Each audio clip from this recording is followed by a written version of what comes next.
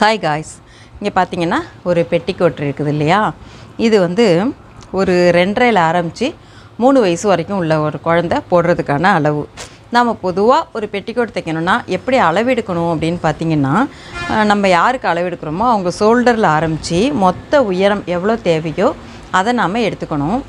அதுக்கப்புறம் அப்படியே நம்ம இந்த பாடியோட உயரம் எவ்வளோ தேவை அப்படிங்கிறதையும் நம்ம மார்க் பண்ணிக்கணும். இப்போ இவங்களுடைய மொத்த உயரம் 21 இருந்துச்சு. ஆனால் அது நம்ம இஷ்டம்தான், குறைச்சியோ கூடையோ நம்ம வச்சுக்கலாம். பாடி உயரம் இது இவங்களுக்கு 9 இருந்துச்சு. சரிங்களா?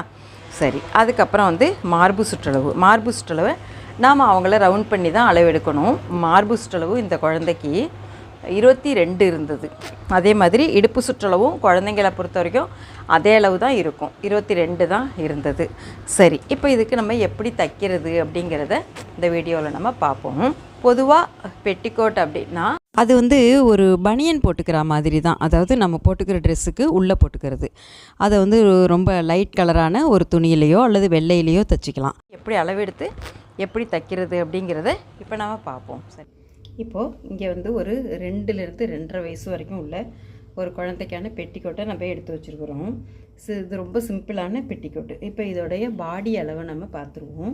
இந்த பாடி அளவு பார்த்திங்கன்னா இவங்களுடைய மார்பு சுற்றளவு இந்த இடத்துல 6 வச்சுருக்கிறேன்.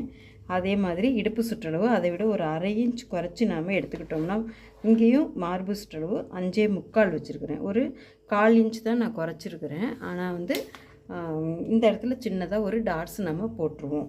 சரி, இப்போது இந்த ஷோல்டருடைய இந்த அகலம் இங்கேருந்து இது வரைக்கும் 5 வச்சுருக்கிறேன். அதே மாதிரி ஆம்ஹோலுடைய அளவு 4 வச்சுருக்கிறேன். அதே மாதிரி இப்போ முன்கழுத்தோடைய அளவு மொத்தமாக இறக்கம் 3 வச்சுருக்கிறேன்.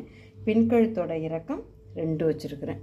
சரி, இந்த முன்கழுத்தோடைய இந்த அகலம் எவ்வளோ இருக்குது அப்படின்னு பார்த்தீங்கன்னா 1.25 வச்சுருக்கிறேன். சரிங்களா? சரி, இப்போது இந்த உயரம் மொத்த உயரம் 10 வச்சுருக்கிறேன். அவ்வளவுதான் இதோட அளவு. இதில் இப்போ பார்த்தீங்கன்னா கொக்கி கட்டுறதுக்காக பின்துண்டு, இது பின்துண்டு.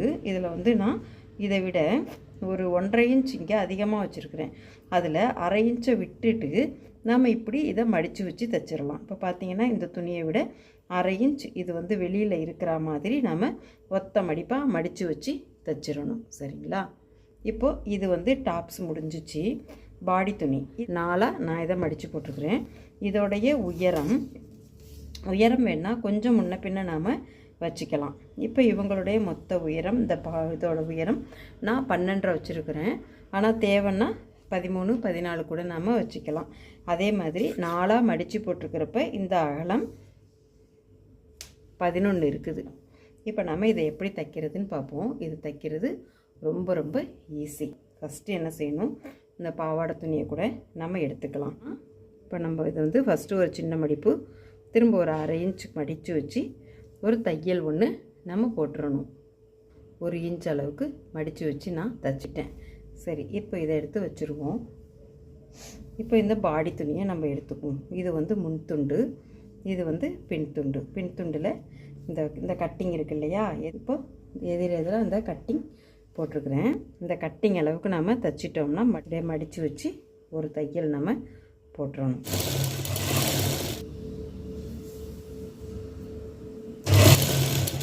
இப்போதைக்கு இந்த இடத்துல ஒரே ஒரு கோடு நம்ம போட்டுருவோம். இப்போ இந்த 2 டாட்ஸையும் நம்ம போட்டுருவோம். இந்த டாட்ஸ்க்கான இந்த உயரம் ஒரு 3 இன்ச் அளவுக்கு இருந்தால் போதும். அகலம் ஒரு 1/2 இன்ச் அளவுக்கு, 1/4 இன்ச் அளவுக்கு நம்ம பிடிச்சோம்னா போதும்.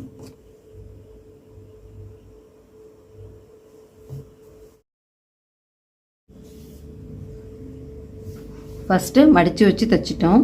அதுக்கப்புறம் டாட்ஸ் போட்டுக்கிறேன். இந்த துண்டுலேயும் டாட்ஸ் போட்டுக்கிறேன். இது போட்டதுக்கு அப்புறமா இது மேலே இதை வச்சு ஷோல்டரை நம்ம ஒட்டிடணும். இப்போ இந்த எல்லா இடத்தையும் பிசுறு தெரியாமல் நல்லா இப்படி உருட்டி வச்சு தைச்சிக்கிட்டே வர வேண்டியது தான். அப்படி தைக்கிறப்போ இந்த வளைவெல்லாம் லைட்டாக நாம் வெட்டி விடுறாப்புல இருக்கும் கொஞ்சமாக. அப்போ தான் நமக்கு ஈஸியாக தைக்க முடியும். இப்போ இந்த வளைவெல்லாம் ஒரு 1/4 இன்ச் அளவுக்கு இப்படி நம்ம வெட்டி விட்டுக்கணும். இந்த மாதிரி ஒரு 1/4 இன்ச் அளவுக்கு மட்டும் நாம் வெட்டி விட்டோம்னா போதும். சரிங்களா? இப்போ இந்த மாதிரி நாம் உருட்டி வச்சு தைச்சிட்டாலே போதும். இதே மாதிரி இந்த கையையும் நாம் உருட்டி வச்சு தைச்சிடணும்.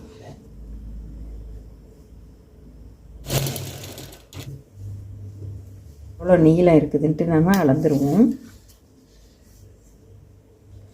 24 இருக்குது. இந்த அளவுக்கு நாம் ஃப்ளிட்ஸு கொண்டு வந்துட்டோம்னா சரியாக இருக்கும். நல்ல பக்கமும் ஒன்றா இருக்கிற மாதிரி இப்படியே வச்சு பார்த்துக்கிட்டு வச்சு முடிச்சிட்டோம். நம்ம இந்த பீஸ் மேலே இருக்கிற மாதிரி வச்சு இந்த சைடில் ஒரு படிமான தையல் போட்டுடணும். இங்கே ஆரம்பித்து நம்ம தைச்சிடலாம். இங்கே கொஞ்சம் முன்னாடியே நம்ம கொண்டு வந்து நிறுத்திடலாம். ஓகே காய்ஸ், இப்போது நான் சொன்ன அளவில் நான் சொன்ன மாதிரி நீங்கள் தைச்சிங்கன்னா ஒரு 2.5லேருந்து 3 வயசு வரைக்கும் உள்ள குழந்தைக்கு அழகான பெட்டிக்கோட் தைச்சிடலாம். வீடியோ பார்த்ததுக்கு ரொம்ப நன்றி. வணக்கம்.